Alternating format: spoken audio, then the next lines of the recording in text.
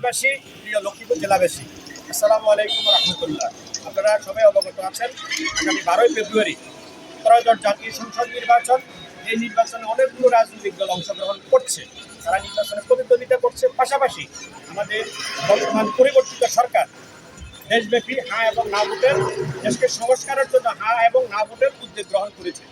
এই হ্যাঁ এবং না ভোটের মাধ্যমে আগামী রাষ্ট্রটা একটা বিনির্মাণ করার জন্য সরকারি উদ্যোগটি নিয়েছে। আপনারা যারা ভোটার আছেন, আপনাদের কাছে আমার অনুরোধ থাকবে, লক্ষ্মীপুর জেলাবাসীর কাছে আমার অনুরোধ থাকবে, আপনারা হ্যাঁ ভোট দিয়ে জয়যুক্ত করলে দেশের সংস্কার হবে এবং এই সংস্কারের মাধ্যমে আমরা একটি বৈষম্যহীন রাষ্ট্র পাব। বৈষম্যহীন রাষ্ট্র পেলে দেশের মানুষ একটি বৈষম্যহীন রাষ্ট্র কাঠামোর মাধ্যমে সকল ধরনের সুযোগ সুবিধা গ্রহণ করবে।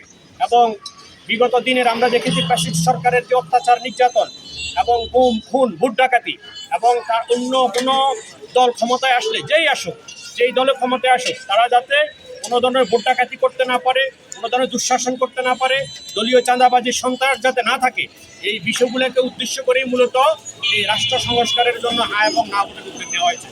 আমি জেলাবাসীর কাছে, দেশবাসীর কাছে উদাত্ত আহ্বান জানাবো, আমরা সংস্কারের স্বার্থে না ভোটকে বিজয় করে জয়যুক্ত করবো। আজকে আমরা না ভোটের পক্ষে প্রচারণার জন্য আমরা লিফলেট বিতরণ করব। আমরা এই মুহূর্তে আছি লক্ষ্মীপুর প্রেস ক্লাবের সামনে, উত্তর তেমনি। সবাইকে ধন্যবাদ এবং সংগ্রামী সালাম।